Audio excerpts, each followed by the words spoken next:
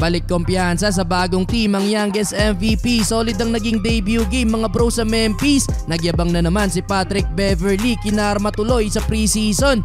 Balik naman sa 6-month role si Jordan Clarkson at Kawhi Leonard, napangiti na lang sa ginawang tira. Well, ito ang resulta sa mga unang laro sa day 3 ng preseason mga bro. Tinalo ng Milwaukee Bucks ang Chicago Bulls sa score na 105-102. Kompleto ang starting 5 ng Bulls. 9 points for Zach LaVine, 7 points kay DeRozan at 4 para kay Vucevic. Samantalang hindi naglaro ang dalawang superstar ng Milwaukee na si Giannis Antetokounmpo at ang bagong lipat na si Damian Lillard. Pero pinangunahan ni MarJon Beauchamp etong Milwaukee with 18 points. Sunod na game mga bro, Suns versus Pistons, kung saan first time naman nasilayan ng bagong Big 3 ng Phoenix. Kahit limitado ang playing time mga bro, nagawa din nilang makakapagdala ng double figure. Nagtala ng 12 points at 2 assists sa loob ng 15 minutes. Etong si Devin Booker, 12 points din para kay Kevin Durant. Samahan pa yan ng 3 rebounds with 1 assist in 13 minutes habang ang kanilang starting point guard at bagong dagdag sa lineup na si Bradley Beal, solid na solid ang inilaro mga bro with 11 points, 4 rebounds at 3 assists while shooting 3 of 5 sa field. Sa loob lamang yan ng 14 minutes.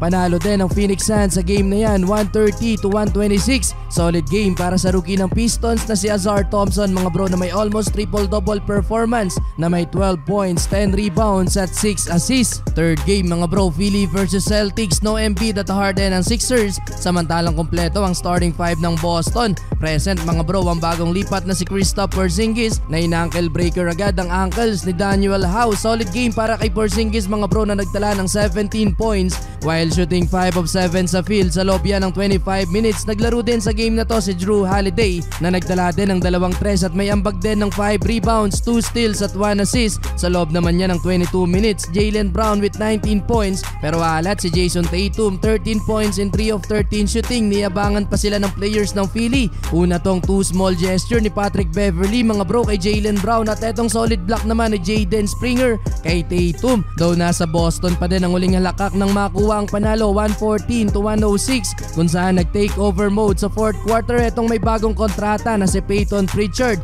na may game high 26 points, 16 points yan sa 4th quarter. Well, Pacers versus Memphis ang debut game ni Derrick Rose para sa Grizzlies. Solid ang first half ng youngest MVP mga bro, 13 points in 14 minutes. Napaka-efficient pa na kanyang shooting, 6 of 7 sa field. Matatandaan na binangkulang to sa New York pero mukhang magkakaroon ng decent role sa Memphis ngayon.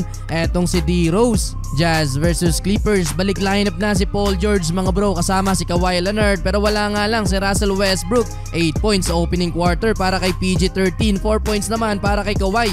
Balik naman sa pagiging 6-man role si Jordan Clarkson kung saan 6-minute mark na siya ipinasok, 4 points para kay JC sa opening quarter. Second quarter, mas lumaki pa ang lead ng Clippers mga bro na umabot na sa 10 points. Napangiti na lang si Kawhi Leonard nang maipasok ang tira na to, hindi nga lang kinounted yan ng referee. End of second quarter, 50-43. Well, third quarter mga bro, kota na si Kawhi Leonard at PG-13 kaya naman puro mga second unit na lang din ang ipinasok samantalang tuloy ang alat para kay Jordan Clarkson.